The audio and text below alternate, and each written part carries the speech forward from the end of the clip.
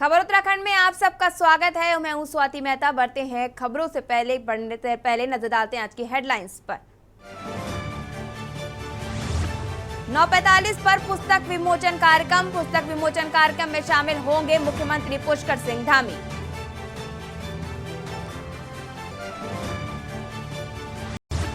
CM Dhami का मध्य प्रदेश दौरा आज 3:30 बजे भोपाल मध्य प्रदेश होंगे रवाना। 22 अगस्त को परिषद बैठक में शामिल होंगे सीएम धामी। यूके SSSC के पेपर लीक मामले पर लगातार कार्रवाई जारी। मामले में अब तक 21 लोग हो चुके गिरफ्तार। यूपी के नकल माफियाओं के तार रामनगर में जुड़े एनजीओ संचालक चंदन सिंह गिरफ्तार। निजी भूमि पर भी बना सकेंगे औद्योगिक क्षेत्र। पहली बार लागू होगी नीति। शासन को भेजा गया प्रस्ताव।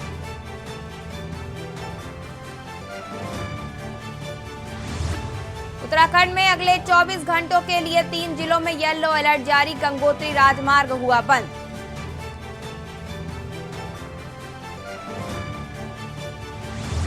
यमकेश्वर में बादल फटने के बाद आपदा सा मंजर। नदी किनारे फंसे 18 पर्यटक। पुलिस की मदद से रेस्क्यू अभियान जारी।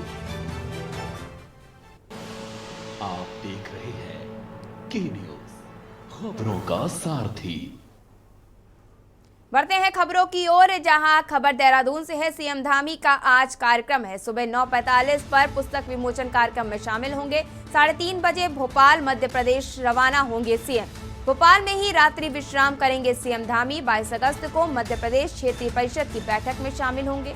सीएम धामी का ये आज का पूरा कार्यक्रम है, जहां सुबह 9:45 पर पुस्तक विमोचन कार्यक्रम में शामिल होंगे सीएम धामी, जिसके बाद 3:30 पर भोपाल मध्य प्रदेश के लिए रवाना होंगे सीएम। 22 अगस्त को मध्य क्षेत्रीय परिषद की करेंगे बैठक। इस सीएम धामी का आज का पूरा कार्यक्रम है। आपको बता दें कि सीएम धामी का पूरा कार्यक्रम है, जहां पर सुबह 9:45 पर पुस्तक विमोचन कार्यक्रम में शामिल होंगे। इसके बाद 3:30 बजे भोपाल मध्य प्रदेश के लिए रवाना होंगे सीएम।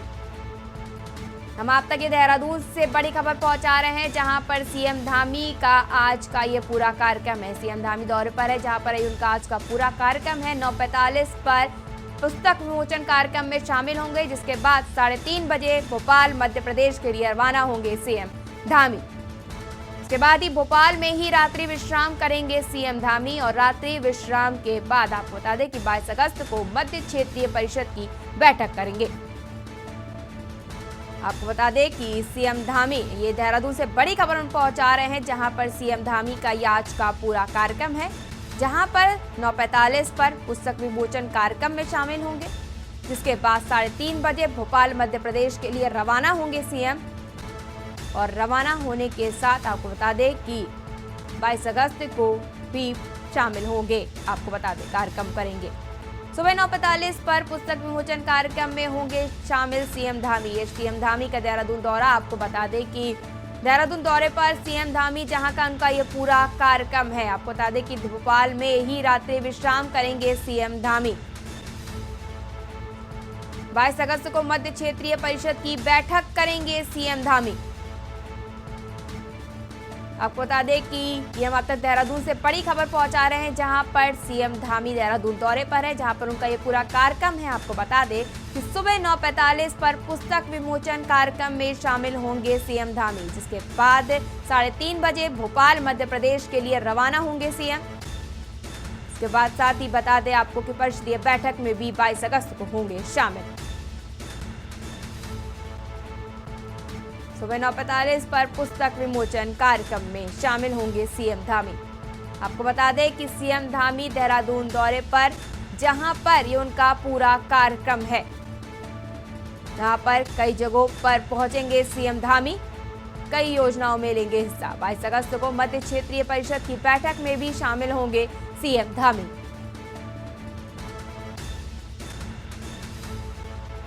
हम आप तक देहरादून से बड़ी खबर पहुंचा रहे हैं, जहां पर सीएम धामी दौरे पर है, जहां पर ये सीएम धामी का पूरा आज का कार्यक्रम है। 3:30 बजे भोपाल मध्य प्रदेश के लिए रवाना होंगे सीएम।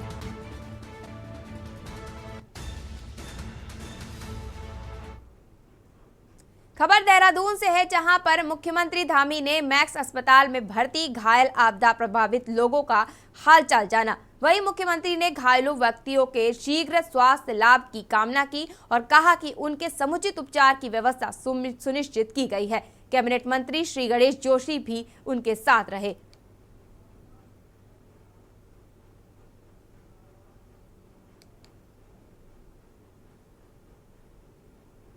आप तस्वीरों में साफ तौर पर देख सकते हैं कि सीएम धामी अस्पताल पहुंचे हैं, जहां पर उन्होंने घायलों का हाल जाना है।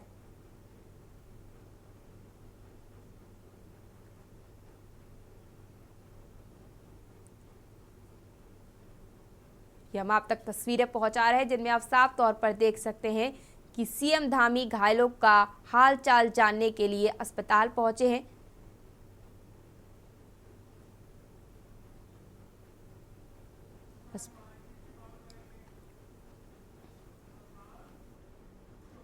खबर लालकुआ से है, जहां पर पहुंचे हैं अपर सचिव पशुपालन व डेयरी विकास नितिन भदौरिया ने नैनीताल दुग्ध संघ का निरीक्षण किया। साथ ही लालकुआ दुग्ध संघ द्वारा बनाए जा रहे दूध के उत्पादों के प्लॉट में स्थलीय निरीक्षण करते हुए अधिकारियों को आवश्यक दिशा निर्देश दिए। सचिव नितिन भदौरिया ने कहा कि लालकुआ दुग्ध संघ प्रदेश में नंबर 1 होने के साथ ही जल्द देश में भी इसकी पहचान होगी। सबसे ज्यादा दुग्ध उत्पादन और दूध बिक्री के लिए प्रदेश में जाने जाने वाले लालकुआ दुग्ध संघ में बेहतर आधुनिक तकनीक और अधिक उत्पादन किया जा सके, इसके लिए भारत सरकार को प्रोजेक्ट भेजा गया है।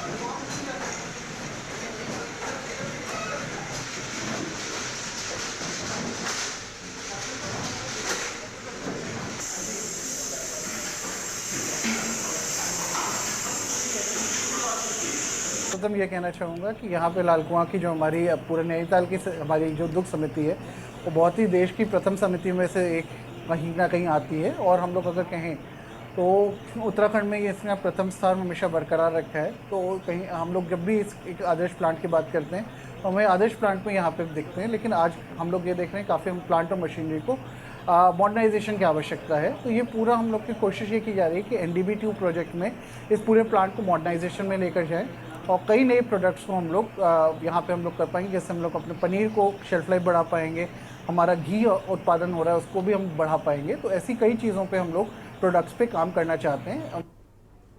अगली खबर पौड़ी से है, जहां पर उत्तराखंड में शनिवार को बारिश ने जो कहर बरपाया है, उत्तराखंड के कई इलाकों में आपदा की भयानक तस्वीरें सामने आई हैं। ऐसा ही एक वीडियो टेहरी जिले के कीर्तिनगर के सामने आया है। यहां पर दुगडा बाजार में 2 मंजिला मकान मात्र 5 सेकंड में चंद्रभागा नदी में समा गया।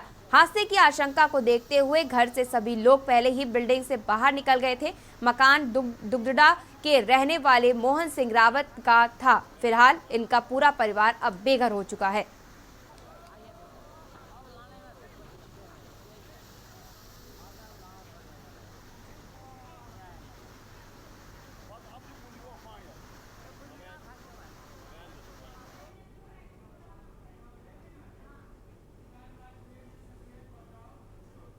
रुकेंगे छोटे से ब्रेक के लिए, जल्द हाजिर होते हैं। आप देख रहे हैं की न्यूज, खबरों का सारथी। देखें कौन नया खिलाड़ी आया है, समझा देते हैं, प्यार से समझाएंगे। ये तो अपनी जुबान है। जुबान एक हो तो दिल भी एक होने चाहिए। विमल बोलो जुबान केसरी। गोल्डी हिंग का तड़का लगे तो सभी दबा के खाते हैं। गोल्डी हिंग कण कण में जान। आप देख रहे हैं की न्यूज, खबरों का सारथी। ब्रेक के बाद आपका स्वागत है और बढ़ते अगली खबर की ओर। आपको बता दें कि 19 अगस्त से Victoria cross Gabbar Singh camp Kaudiya में आयोजित देश की पहली अग्निपथ योजना के तहत अग्निवीर भर्ती के लिए प्रशासन और सेना की ओर से सभी तैयारियां पूरी कर ली गई है। 10 दिवसीय भर्ती रैली में शामिल होने के लिए गढ़वाल मंडल के 7 जिलों के 64 तहसीलों के कुल 60,000 युवाओं ने पंजीकरण कराया। भर्ती रैली में पहले दिन चमोली जिले के जोशीमठ, चमोली, पोखरी, कर्णप्रयाग, घाट, देवाल, नारायणबगड़ व आदि बद्री तहसीलों के युवाओं ने भाग लिया। भर्ती में शामिल होने आए युवाओं को मध्य रात्रि के बाद नगर निगम के काशी रामपुर तल्ला स्थित खेल मैदान में उपस्थिति दी, जहां से प्रमाण पत्रों की जांच के बाद उनकी शारीरिक दक्षता की परीक्षा हुई। नौजवानों का कहना है कि अग्निपथ योजना के तहत भर्ती व्यवस्था पहले से सही नहीं है। 300 नौजवानों में से बमुश्किल मात्र 10 युवाओं को ही शामिल किया जा रहा है, जिसकी वजह से प्रदेश के युवा सरकार की इस अग्निवीर योजना से खासा नाराज भी दिखाई दे रहे हैं। बड़ी संख्या में पहुंचे परीक्षार्थियों को लंबे इंतजार के बाद भी खाली हाथ घर जाना पड़ रहा है।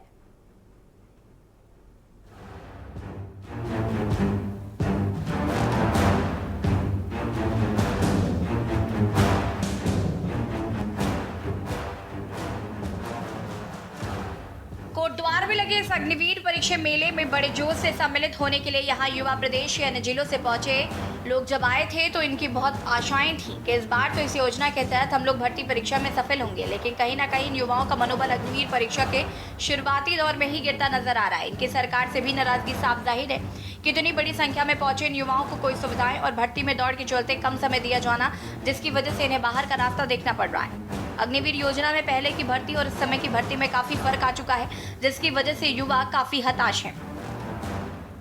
दौड़ हो गई। कैसी चल रही है दौड़?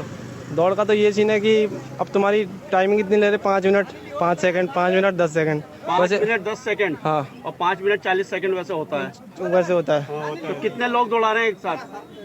300 का ग्रुप है।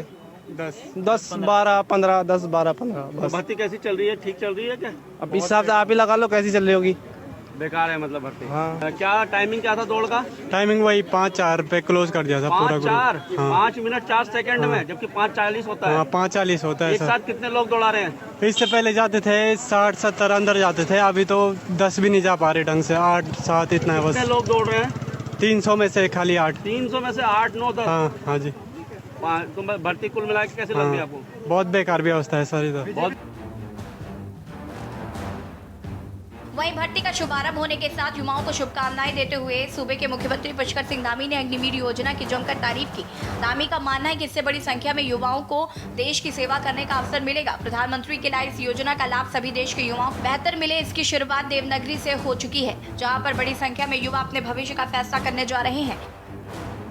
अग्निवीर योजना राष्ट्र के हित में लाई गई योजना है और उत्तराखंड राज्य में हमने इसका विधिवत रूप से यहाँ पर शुभारम्भ कर दिया है कि कोटद्वार में भर्ती मेला लगा हुआ है। इस भर्ती मेले के माध्यम से हजारों लोगों को अग्निवीर योजना के माध्यम से देश सेवा का मौका मिलेगा। इसके लिए मैं हमारे देश के प्रधानमंत्री मोदी जी का धन्यवाद करना चाहता हूँ कि उत्तराखंड के नौजवानों को अधिकाधिक अवसर इसमें मिलेंगे। हमारे नौजवान अधिक संख्या में जाएंगे और पहले भी जाते हैं, अब और अधिक संख्या में जाएंगे। वहीं इस योजना का लगातार विरोध कर रही विपक्षी पार्टियां कांग्रेस और आम आदमी पार्टी ने मुख्यमंत्री के बयान पर ही अपना तंज कसा कि मानो जैसे भर्ती पहली बार हो रही हो। इससे पहले भी प्रदेश में कई युवा बड़ी संख्या में फौज में जाते रहे हैं, लेकिन इस बार जब ये युवा बेरोजगार होकर प्रदेश में आएंगे तो उनका भविष्य क्या होगा? मुख्यमंत्री राज्य के साथ और इन युवाओं के साथ धोखा कर रहे हैं। सरकार घोषणाएं कर रही है, लेकिन इसका लाभ प्रदेश के नौजवानों को नहीं मिल रहा। योजना के आने के बाद युवाओं का भविष्य अंधकार में है। बेहद दुर्भाग्यपूर्ण है कि मुख्यमंत्री इस तरह के बयान देते हैं। अग्निवीर योजना यदि ना होती तो क्या उत्तराखंड के अधिक से अधिक नौजवान फौज में ना जाते? उनका ये कहना कि अग्निवीर योजना के कारण और अधिक लोग जाएंगे फौज में, दुर्भाग्यपूर्ण ही नहीं, ये विश्वासघात के समान है उत्तराखंड के लोगों के साथ, क्योंकि उनकी तो जिम्मेदारी थी कि जिस राज्य से वीर सपूत अपने प्राण न्यौछावर करने के लिए फौज में जाते हैं, जानते हुए कि वापस शायद कभी ना आए, उनके बारे में इस तरह के बयान दे रहे हैं। ये नहीं कह रहे कि जो बेरोजगार होकर वो आएंगे तब क्या होगा। ये जो अग्निवीर परीक्षा है जिसमें कल उत्तराखंड के कोटद्वार में जो भर्ती निकाली गई थी उसमें हजारों बच्चों ने प्रतिभाग किया और 40,000 के करीब बच्चे वहाँ पहुँचे, जिसमें से 3,000 बच्चों को सिलेक्ट किया गया और उसमें से सिर्फ 8 बच्चों को ही भर्ती मिल सकी। बाकी को नकार दिया गया, किसी को दौड़ से बाहर कर दिया गया, किसी को फिजिकल में बाहर कर दिया गया। तो देखिए इस प्रकार की जो पैरामीटर हैं अग्निवीर परीक्षा के, वो ठीक नहीं है, क्योंकि पहले ही ये 4 वर्षों के लिए, मात्र 4 वर्षों के लिए सेलेक्ट होना है बच्चों को। और अगर इतने कड़े पैरामीटर्स सरकार द्वारा रखे जाएंगे तो मुझे लगता है बच्चों का मन टूटेगा और युवा कहीं ना कहीं युवा के मन में एक ऐसी भावना पैदा होगी कि उसको लगेगा कि इस देश में जो कि सैनिकों का देश है, जो कि किसानों का देश है, उस देश के बच्चों का, युवाओं का जो भविष्य है वो अंधकार में है। शुरू से ही उत्तराखंड सैनिक बहुमूल्य प्रदेश माना जाता रहा है। देश की तीनों सेवाओं में उत्तराखंड से सबसे ज्यादा सैनिक सेवा देते आ रहे हैं। योजना की इस घोषणा की शुरुआत से ही इस अग्निवीर योजना को लेकर युवाओं में नाराजगी देखी जा रही थी, जिसको लेकर युवा सड़कों पर उतरे थे। विरोध तो वहीं सरकार ने भी युवाओं से भयभीत और प्रदर्शन न करने की अपील की थी। वहीं दूसरी तरफ सभी विपक्षी दल खुलकर इस योजना का विरोध कर रहे थे। अब इस योजना ने शुरुआती अग्निवीर मेले में इन युवाओं को लगता है कि उनका भविष्य कहीं खो गया है, क्योंकि भर्ती में काफी कड़े नियमों के साथ साथ दौड़ में भी समय सीमा घटने से युवाओं में काफी निराशा नजर आ रही है। एक तरफ सरकार युवाओं को अधिक से अधिक भर्ती और रोजगार देने की बात कर रही है, तो वहीं प्रदेश के युवा अग्निवीर योजना के शुरुआती दौर में ही निराश नजर आ रहे हैं, जिनका मानना है कि जो पहले नियम भर्ती परीक्षा में लागू होते थे उनको सरकार वैसे ही बरकरार रखे।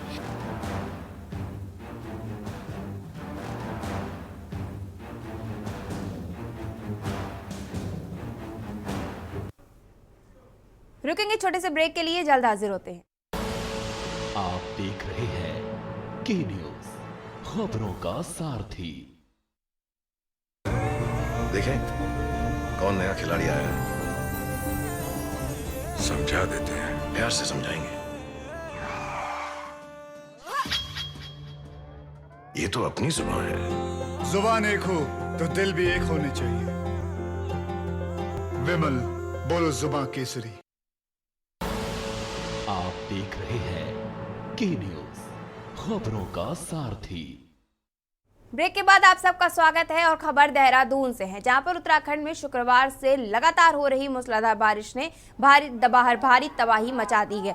आपको बता दें कि देहरादून जिले के रायपुर ब्लॉक में शनिवार की तड़के बादल भी फट गया। देहरादून के टपकेश्वर महादेव मंदिर के पास भारी बारिश से बाढ़ जैसे हालात पैदा हो गए हैं। भारी बारिश की वजह से माल देवता पर बना पुल भी बह गया है। आपको बता दें कि रायपुर ब्लॉक में बादल फटने के बाद मौके पर पहुंची एसडीआरएफ ने बताया कि गांव में फंसे सभी लोगों को बचा लिया गया है, जबकि कुछ लोगों ने एक रिजॉर्ट में शरण ली है।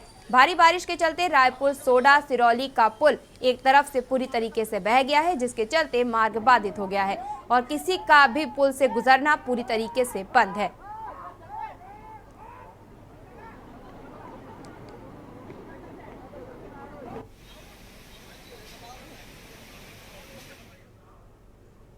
उत्तराखंड के कई इलाकों में भारी बारिश के चलते और कई इलाकों में बादल फटने के चलते काफी नुकसान का अनुमान लगाया जा रहा है। प्रदेश में कई सड़क मार्ग बंद हो चुके हैं, तो कहीं पर पुल टूटने की भी खबर सामने आ रही है। मुख्यमंत्री पुष्कर सिंह धामी ने आपदा कंट्रोल रूम पहुंचकर प्रदेश की स्थिति का भी इस दौरान जायजा लिया। मुख्यमंत्री का कहना है कि प्रदेश में अब तक 4 लोगों की मौत हो गई है, तो 13 लोग लापता बताए जा रहे हैं, जबकि 12 गंभीर रूप से घायलों को एयरलिफ्ट के माध्यम से अस्पताल में भर्ती कराया गया है। प्रदेश में भारी बारिश के चलते अब तक कई मकान क्षतिग्रस्त भी हुए हैं। मुख्यमंत्री का कहना है कि प्रदेश में जो भारी बारिश हुई है और उससे जो नुकसान हुआ है उसको लेकर वह गृह मंत्री अमित शाह से भी बात करेंगे, तो वहीं सेना की भी मदद ली जाएगी।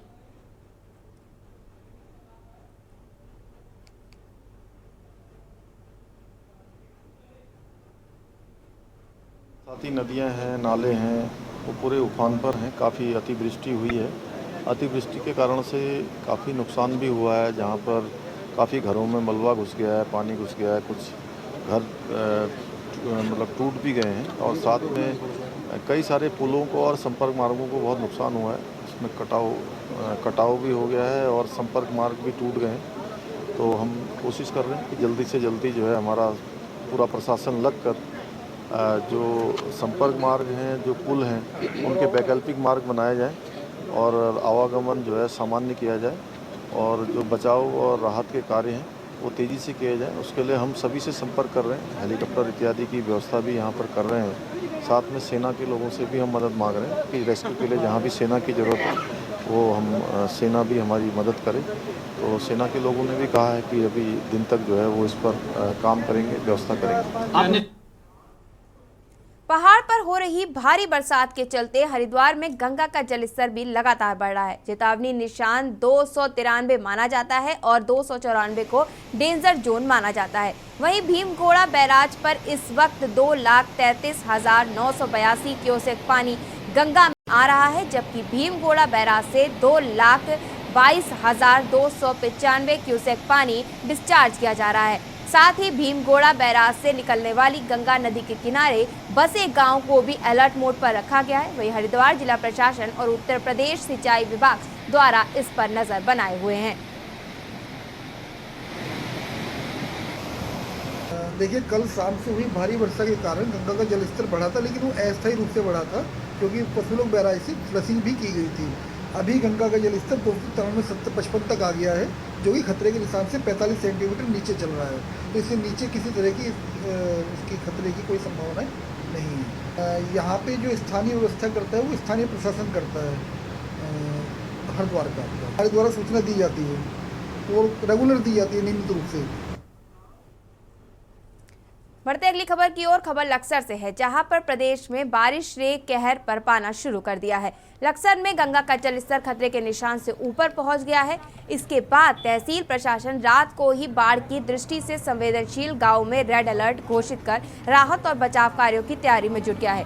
वहीं एसडीआरएफ की एक टीम भी लक्सर बुला ली गई है। हालांकि अब गंगा के जलस्तर में कमी बताई जा रही है।